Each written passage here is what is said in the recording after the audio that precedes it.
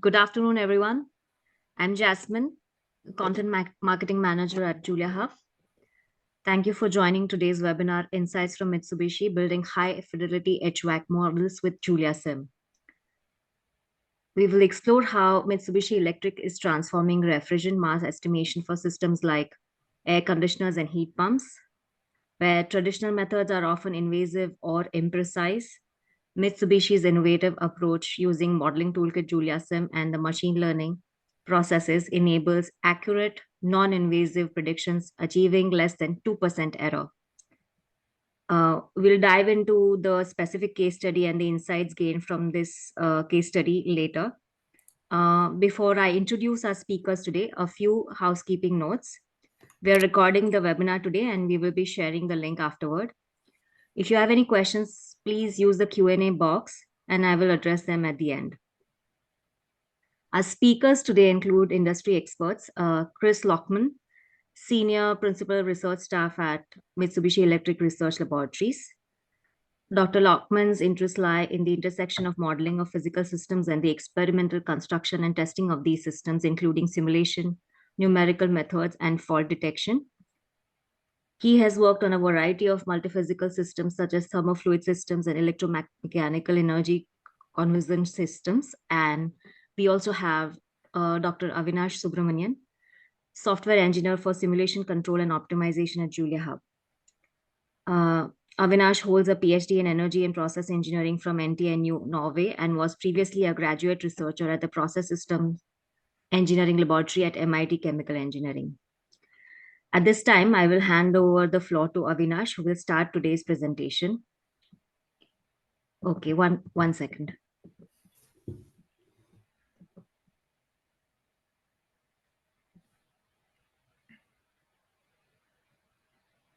Yeah, over to you, Avinash. Got Yasmin. So yeah, if you could move to the next slide. So yeah, first of all, presenting the agenda.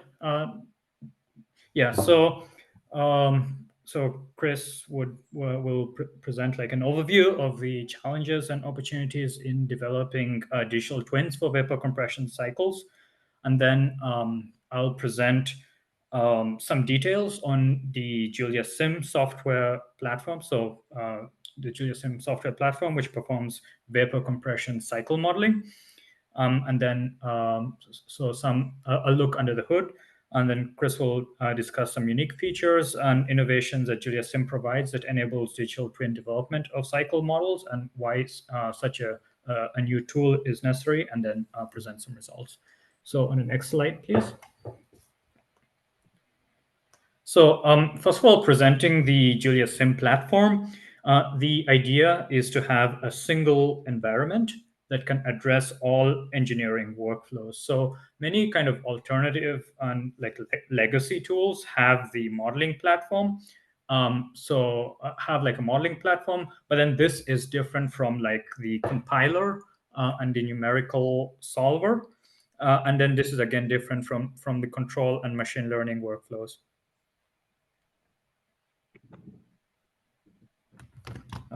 And this is different from control and machine learning workflows.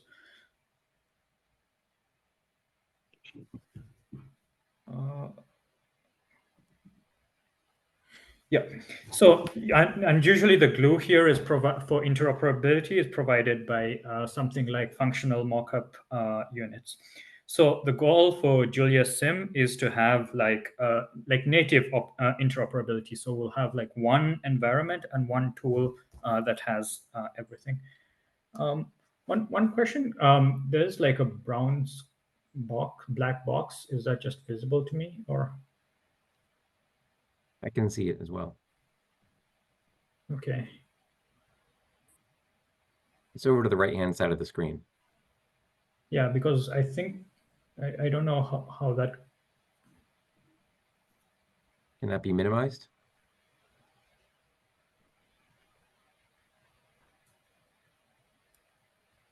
And then is that better? It's better. Can you just move it up to the top of the screen?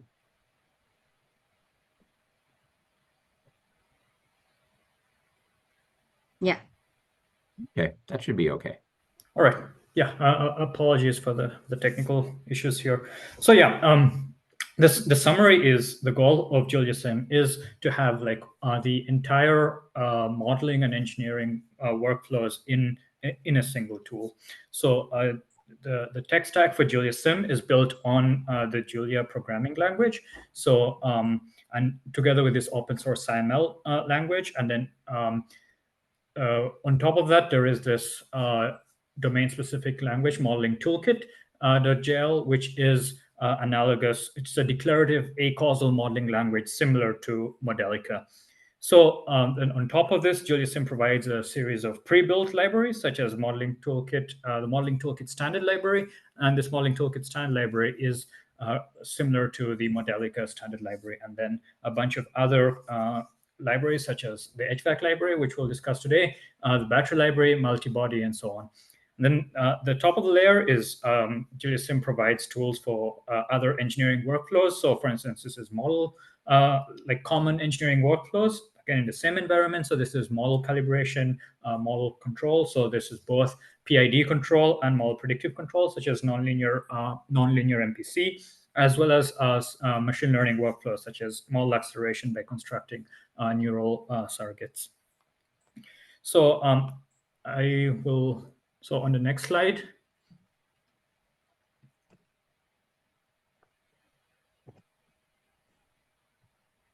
Yeah, so I'll hand over to Chris to present the motivation for digital twins. Thanks a lot.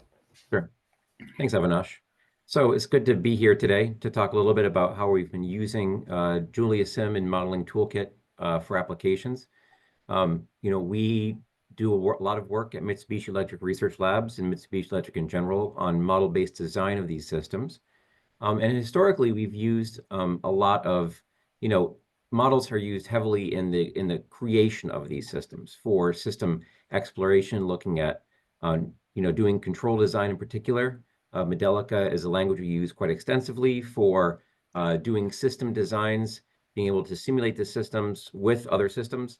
For example, putting a heat pump in a building and looking at its behavior with realistic weather, and so forth. And Modelica has been a very powerful tool for us. But there's, with increasing, IoT, Internet of Things, and data acquisition, there's a lot of opportunity for integrating data that we're collecting from the systems and from the field in general in with models of the systems and putting these two pieces together. Now, there is a technology and maybe a phrase that is oftentimes used called digital twin. Digital twin is a very popular phrase, I think in marketing especially, and it can mean many, many different things. And so I want to sort of define what we mean by digital twin. And there's this AIAA Digital Engineering Integration Committee published a definition, which I think is particularly useful, which is to say on this slide, it's a set of virtual information constructs, and we can read that as meaning some set of models perhaps, that mimics the structure, context, and behavior of some individual or unique asset, some, in my case, particular heat pump, or a group of physical assets or heat pumps, which is dynamically updated with data from its physical twin throughout its life cycle and informs decisions that realize value.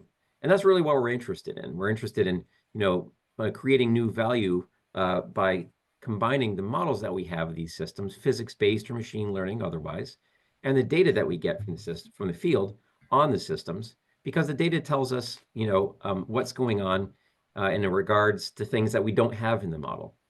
Maybe there are disturbance inputs like solar heat gains or ambient temperature conditions. Maybe there are information about the behavior of the system itself that is not, modeled in the system for either reasons of just omission or fidelity or simulation. There's lots of reasons that there's going to be a difference between some model and the real data.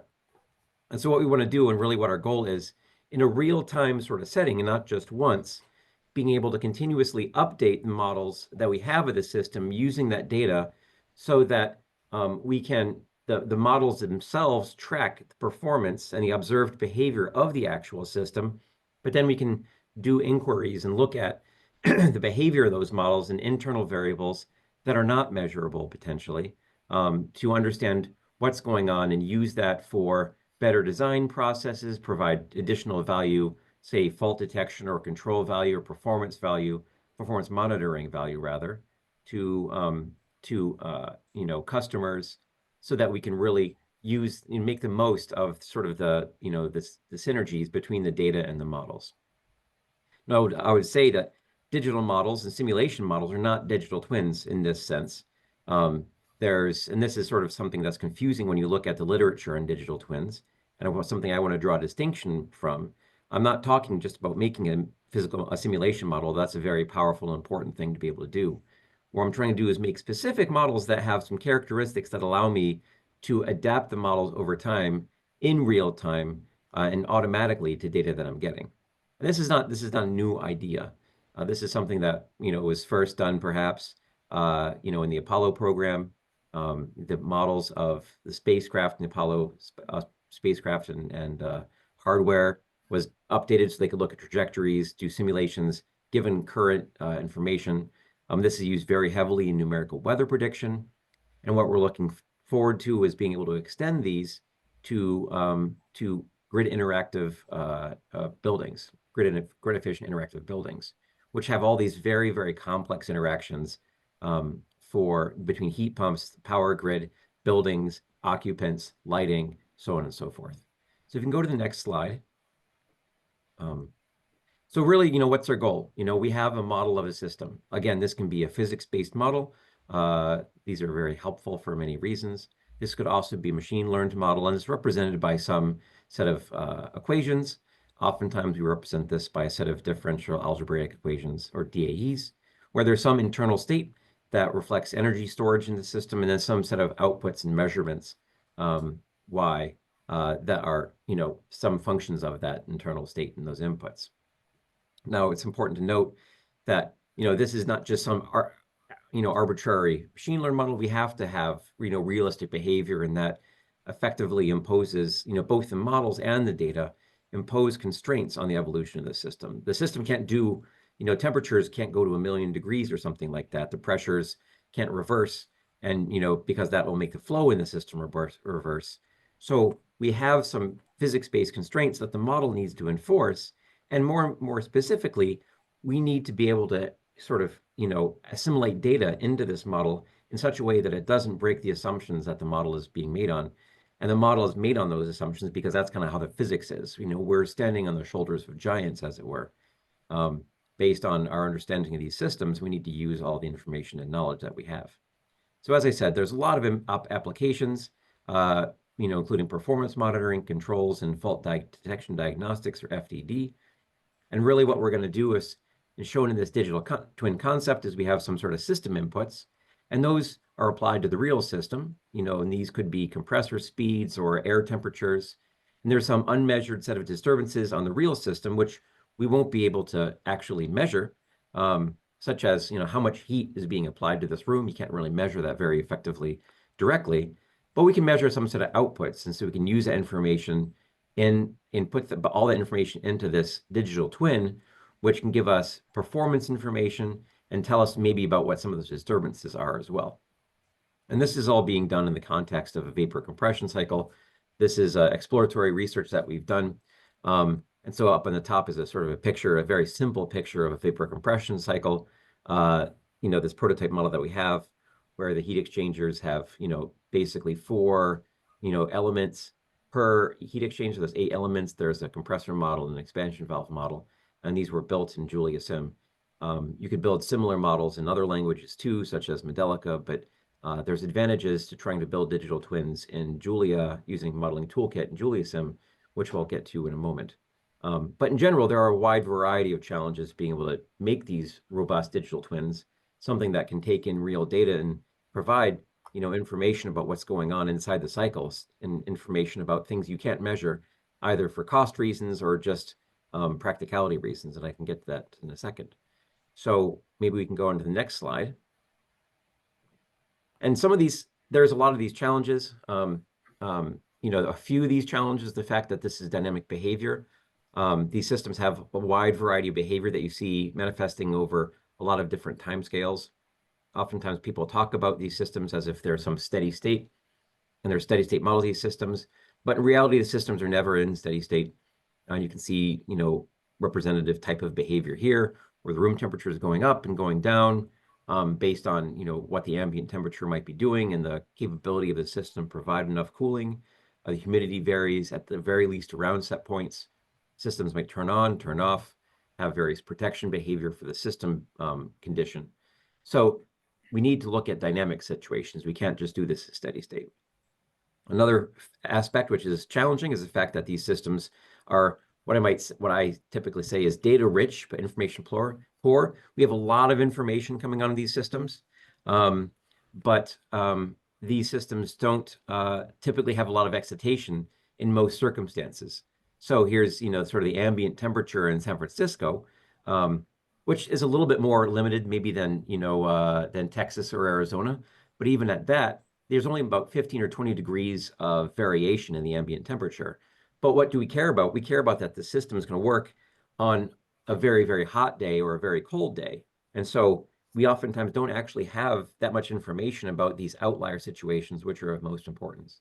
But our models need to be able to describe the system in those circumstances. Getting into the details of the cycle and why this is hard, specifically for HVAC systems, these are very, very large systems typically. They're not like CFD where you have a regular numerical stencil. This air volume is connected to only the ones local around it. There's a lot of coupling across systems, and there's interactions between the system and the building and the power grid, especially when we're getting into grid interactive efficient buildings. And we need to characterize those behaviors. We need to describe this whole big system, and just managing and constructing and working with a model that describes all these different types of behaviors is very challenging. Doing this in Simulink or in some sort of low-level language like Fortran or C is extremely challenging because the software architecture very quickly locks you in to particular system architectures, and so they're not very changeable. And change is really the order of the day because we want to change things all over the place. So we need to use languages like Modelica or JuliaSim to do this. And finally, these systems have a lot of numerical challenges. They're very nonlinear. They have, oftentimes they have non-minimum phase behavior. They have a wide range of timescales. And if you think about it, an air conditioner, the pressure inside and the refrigerant can vary on the order of milliseconds, whereas the temperatures in a building might change on the order of, days or weeks even for large buildings. And we need to be able to capture all those timescales, which imposes a lot of issues and challenges when you look at actually simulation and trying to understand and assimilate data. So there's a lot of technical, mathematical, and computational challenges, not to mention process-based challenges that we have when we're trying to build and engineer these systems. We need to be able to work together as groups of people to engineer and design and use these systems. So if we can go to the next slide. So maybe I'll turn the time over to Avinash, who can talk about some of the characteristics, and we'll maybe bounce back and forth about comments about why we're doing this in Julia and what the capabilities of JuliaSim HVAC are. So Avinash? Right, yeah, thanks a lot, Chris. So Chris mentioned a bunch of numerical and other sort of complications and issues that arise when one wants to do a digital twin and like cycle modeling in general. So the motivation of the JuliaSim HVAC tool is to abstract away all of these complications from the industrial user. So for an industrial user, they could simply provide so we try to meet users where they're at. So it's like if for like an industrial user, sometimes the need is to just provide like an interface where a user can drag and drop different components and connect them together and build these large models. And that is one use case on one side that we try to address. But also on the other side, the same tool addresses the power user use case. For instance, for someone who wants to extract, for someone who wants to use like automatic differentiation, inspect the gradients of the HVAC cycle. So the goal is to address these two different users in the same environment. So this JuliaSim HVAC tool provides these three main features.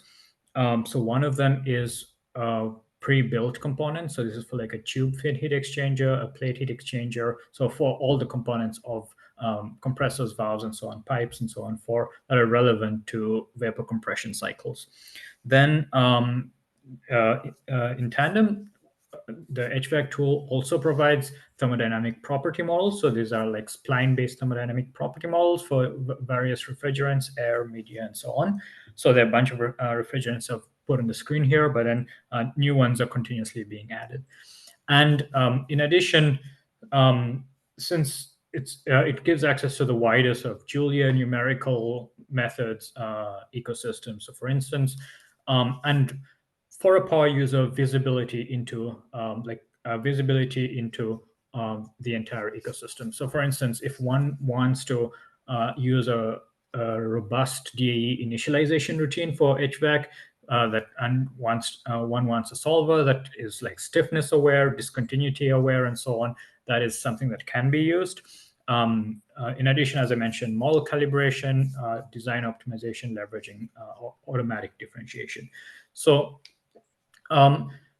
yeah, so the goal is to provide like a nice interface, but then also access to the nitty-gritties of automatic differentiation, solver customization, and so on. So if we move to the next slide, please. Right. So this provides an overview of that first feature I mentioned, which is an overview of the pre-built cycle components. So like the simple idea is if we look at like a compressor, heat exchanger, and valves, I guess this stylized vapor compression cycle. So in many ways, the system dynamics are dominated by the heat exchanger. So and by the heat exchanger, so there is this refrigerant side to the heat exchanger and the air side to the heat exchanger.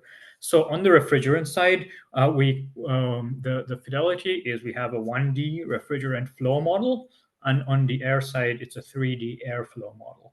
So this 1D refrigerant flow model is so it is an optimized, like streamlined version of what is like, for instance, in the Modelica fluid library, but in many ways specialized for HVAC systems, similar fidelity. Then again, on the refrigerant side, we provide a bunch of refrigerant. So there's, as I mentioned, is B-spline interpolation models that are fast, that give access to refrigerant properties. So this, for instance, are like the density, enthalpy, pressure of the refrigerants, and so on. On the compressor side, we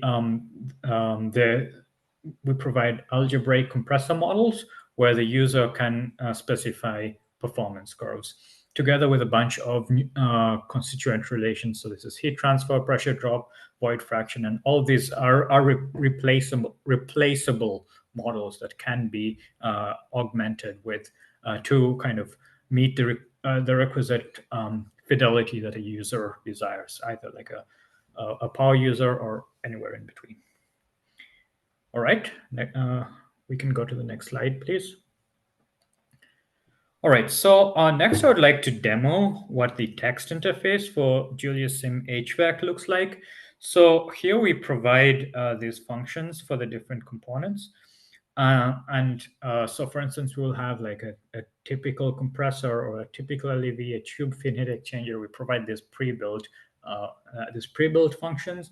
And similar to Modelica, we have these connect statements that can be used to build up the bigger system model. These connect statements have the same semantics as Modelica. So for instance, have stream connectors and so on. So Yasmin, if we could move to the HTML, the Pluto notebook, please. Yeah, please give me a minute. I'll do that. Sure.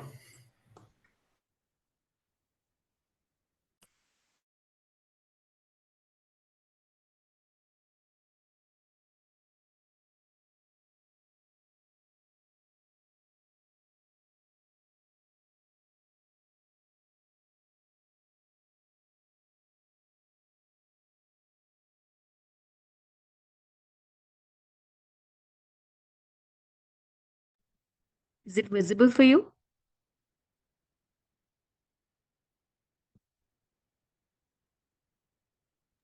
Yep. Avinash? Yep, works. Okay.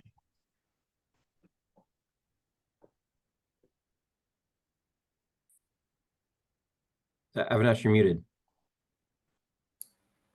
Yeah. Right. So this is like this is an overview of the textual of the textual interface of JuliaSim HVAC. So in this case, we're looking to build this vapor compression cycle with R32 refrigerant, and then we have this four components: condenser, evaporator, compressor, valve, and boundary source and sink components. If you can move a bit lower, you can scroll down a bit. So yeah, there, yeah. So here we have, the platform exposes this HVAC library. So we'll import HVAC library together with a bunch of open source libraries, modeling toolkit, and so on. Right, if you could scroll down a bit. Right, then the next step is to load the refrigerant medium. So in this case, it's R32, and then we would load. So this loads the B splines such that the property models are accessible in within the dynamic simulation. Then we can set the initial conditions. Right. Yeah. So then we can set the initial conditions. So in this case, it would be pressures, enthalpies, temperatures, say on the air side. So pressures and enthalpies on the refrigerant side, mass flow rates, temperatures on the air side, and so on. So in this case, we have a slider interface as well, or a text-based interface. So we can move down a little bit. Right. Yeah, we could go a bit further. Yeah, so to that plot there. So then we define the control inputs to, for instance, in this case, one of the more interesting use cases of dynamic simulation of vapor compression cycles is the startup and shutdown case. So startup, so cold startup. So when you start from 0 compressor speed and you ramp it up pretty quickly to some fixed control compressor speed input. So and that itself has in other tools or often has a number of numerical issues. So for instance, zero flow, and so on. So this is I provide this as like an example of a realistic but interesting compressor control input profile that can be handled by JuliaSim HVAC. So if we move lower. Right. So as an example here, so the user interface is the user has the functionality to instantiate the compressor. So this includes like the compressor map and so on. So in this case, we provide this function called MERL compressor record. So that is one example. So it's like we have like a catalog of we have a catalog like of different compressors, but typically a user would want to provide their own compressor map, their own compressor performance characteristics. I'll say, and then once they provide like this equipment based performance characteristics, this can be passed into like this typical compressor function that's right below there, and then that would instantiate this compressor model. So if we move down, so the rest of this is to set up the control input. So similarly, we can do that with the valve. So here we have like a MERL LEV record, and then which would then be instantiated in this like typical LEV model. So we can do the same for condenser and evaporator. So there is this tube fin heat exchanger. So again, here there's a large number of geometry and other parameters that can be set, like length of the pipe, diameter of the pipe, momentum balance, and so on. And these can all be set and then passed into. So if we move a bit lower, so this can all be set, as you can see here, and then passed right at the bottom into this tube fin heat exchanger function. So we can do the same for the evaporator. And yeah, we can just go, yeah. So we can do the same for the evaporator and so on, moving below.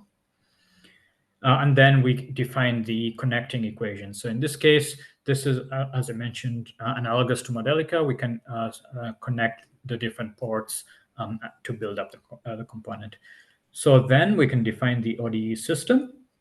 So this is a lot of what goes on under the hood when, for instance, like the simulate button as an example is clicked. What happens here is it builds the ODE system. It does structural simplification. It provides like an example of it provides like a reduced system compared to the full system. So in this case, the reduced system has 70 states. The full system had 1,200 states. So the reduced system is what is actually simulated. And all of this is visible to the user. So often, this is something that is not, I would say, is somewhat uniquely visible. There's a unique level of transparency that is provided in that there are hooks to, for instance, figure out what the right-hand side of the differential equations that are being simulated are. There are hooks to find out what the reduced states are, what the dummy derivative initialization, like all those pieces are easily visible. And then we can formulate the ODE problem, solve the initialization. So for instance, in this case, we have some custom initialization routines, and we can solve the ODE problem. And in this case, for a time span of 300 seconds. So if we scroll down a bit, yeah, we can just scroll down. And for instance, we have access. Oh, we can keep scrolling down. Yeah, just there, a little up. Right. So there, in this case, it uses the wider Julia numerical numerical ODE solver ecosystem and has access to all the solvers. And in this case, it's an adaptive solver. And for this 300-second time frame, it is solved in 0.2 seconds. And then there's a bunch of other tools for plotting the results, like the qualities and so on. So we can just scroll through them briefly.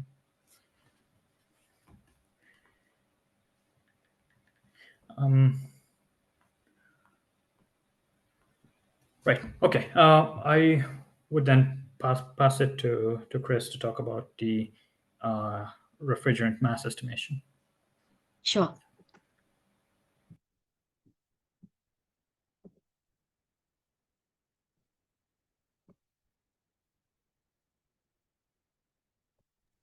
Okay, so all these capabilities, I think for people who are pretty familiar with the use of Modelica, this will look pretty similar, and I think that's by design. You know, Modelica, the Modelica language, and other, that and other, equation-oriented modeling languages have figured a lot of stuff out, over the last, say, 30 or 30 plus years about how to simulate and characterize these physics-based systems to make them easy to construct.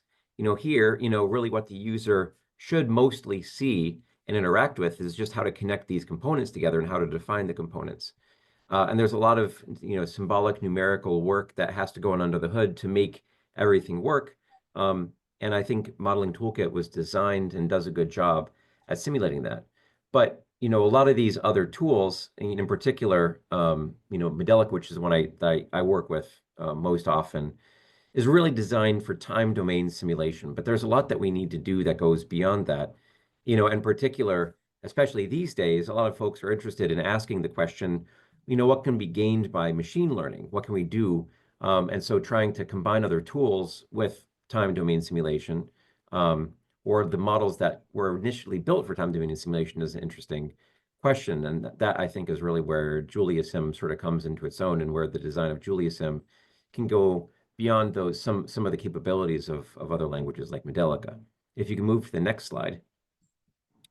Now, in particular, for our situation, for looking at this digital twin, so this is a GUI, and there's lots of different apps, and JuliaHub is doing a lot of work on making these sort of applications, so it's very easy for users who are not necessarily model builders, but model users to use and explore system behavior very clearly. I don't know if Avinash, you want to say anything more here, or should we just continue on to the mass estimation? I think we can continue. Yeah.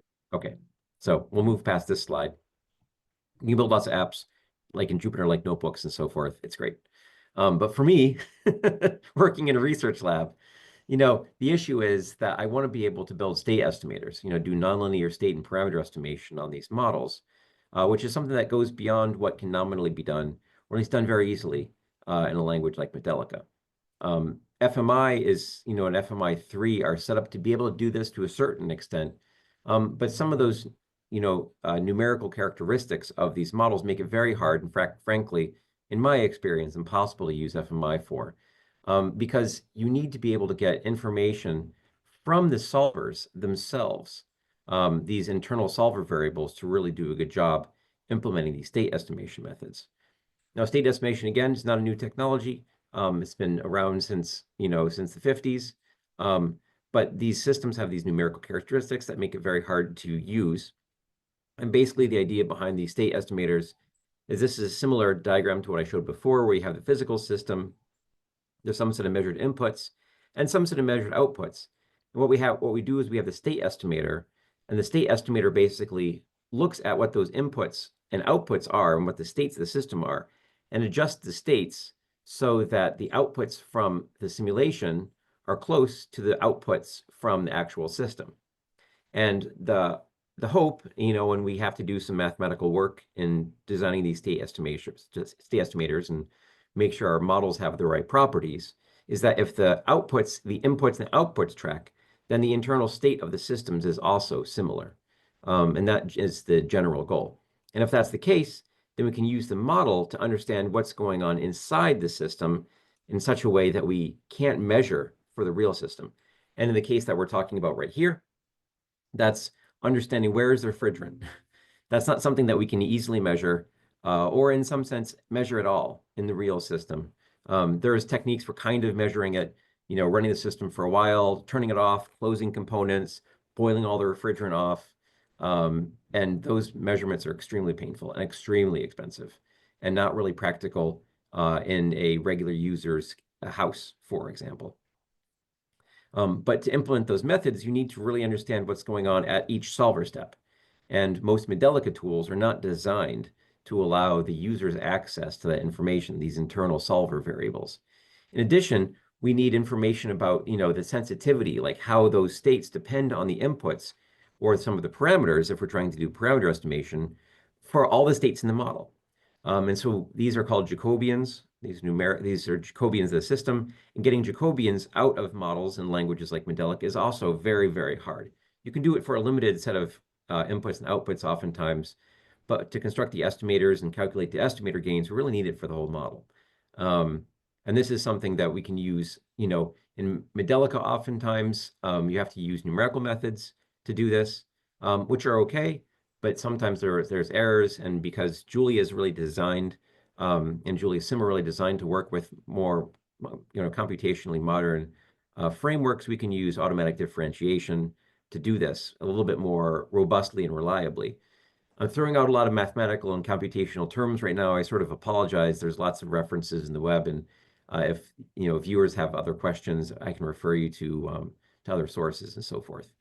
But the heart of it is that I want to be able to do things with my models that goes beyond simulation that Modelica, at least in my experience, is very, very hard to do. So I need to use new language, and I've been working with Julia for a number of years now, because it has the capability to, introduce these, functionalities. So what are we trying to do? We're trying to estimate how much refrigerant is in the system, but when we're correcting those, that refrigerant, correcting the state in the model, we need to make sure that those corrections don't break the model, and that's actually really easy to happen. We have pressure gradient constraints. For example, the pressure needs to decrease in the direction of refrigerant flow, and we can use information also about the system where, I expect that the mass is not going to change very quickly. If there's a leak, that leak will happen over a very long time, weeks or months or potentially even years. If somebody just takes an axe and tries to chop the refrigerant pipe in the system, I'm not trying to find that fault because it's very easy to identify. We're trying to identify the situation where there are low leaks and take that into account. So we have these physics-based constraints that we need to design our state estimators around. And as a result, we need a lot of information from the models and how the models are used to integrate forward to make these data estimators work. And we need JuliaSim and Modeling Toolkit to be able to do this. So if you go to the next slide, I'm not going to go into a lot of the technical information. We've written some scientific papers published in IEEE about how we do this.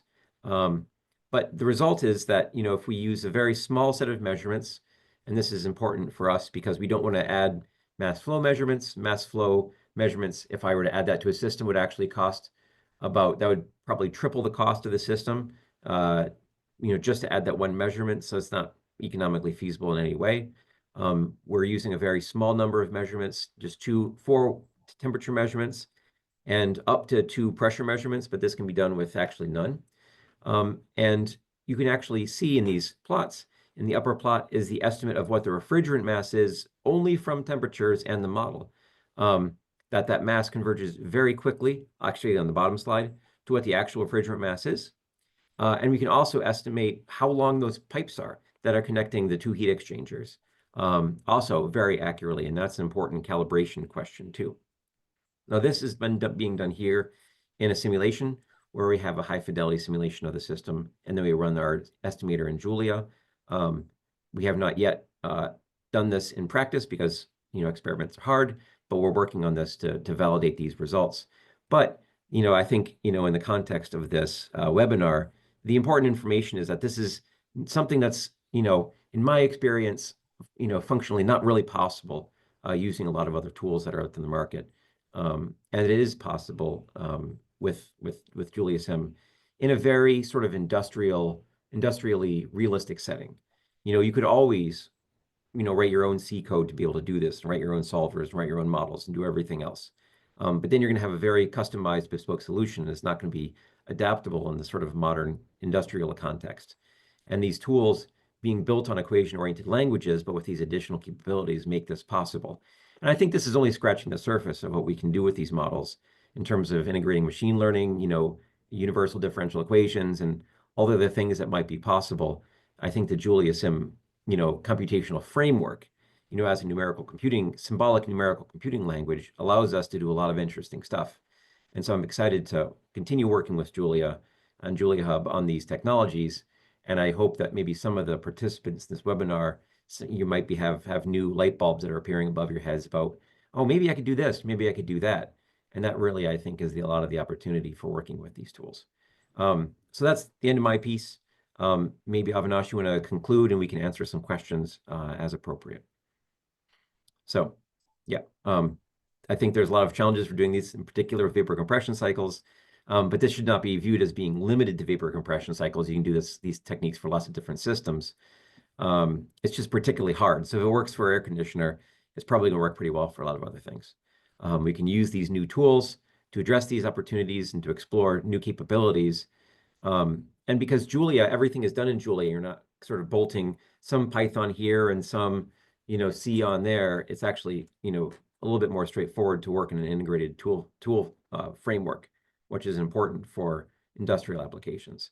And we tried this for this hard problem that I couldn't do in Modelica, and it worked pretty well. We had to do some math to get it to work.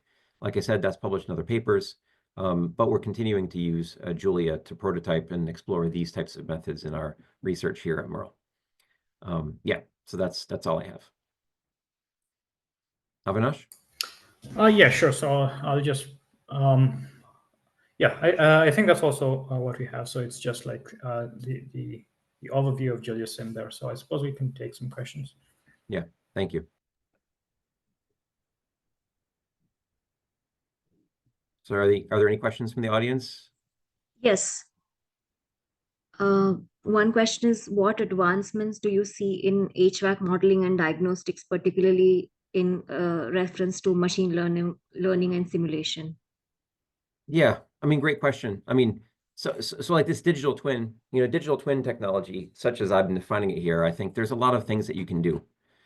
So that's one area that I obviously believe in. I think there's a lot of opportunities for using machine learning to simplify system sort of calibration and modeling. Being able to create surrogate models and switch between different types of surrogate models, do cloud-based system monitoring. How do you, adapt and create maybe even simpler digital twins in the cloud so that you can, characterize system behavior, have these systems interact with other systems.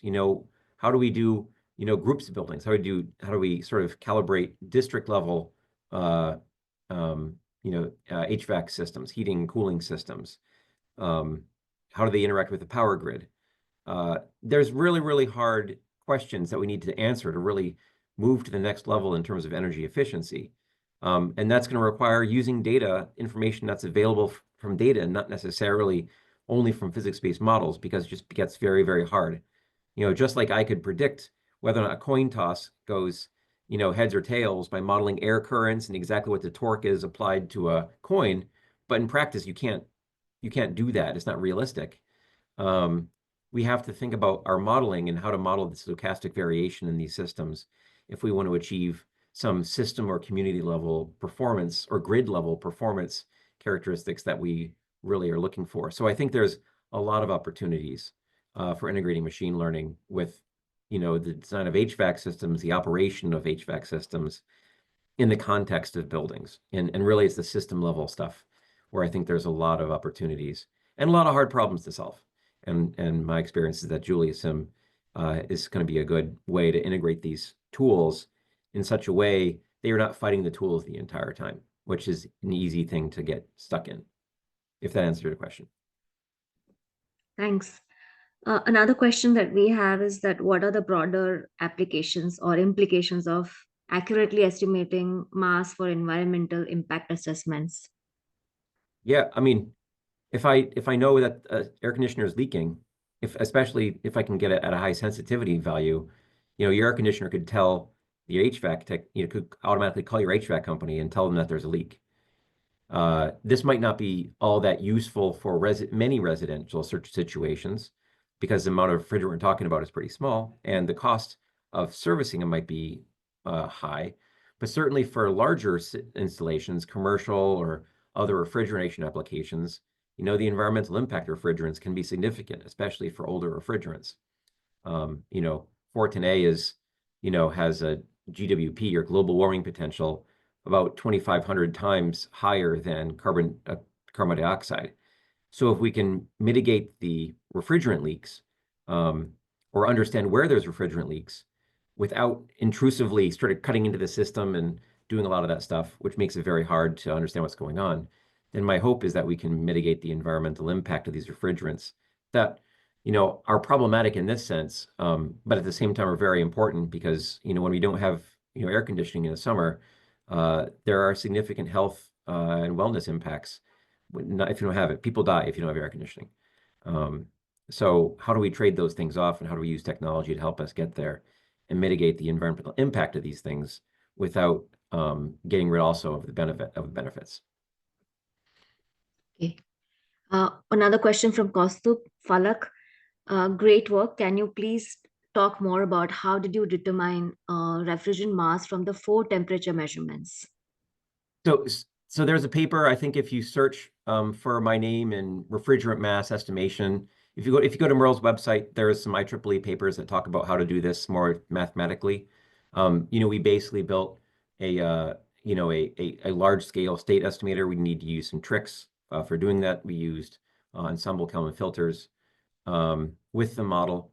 You have to prove some characteristics about the model, which the systems, do have in terms of observability.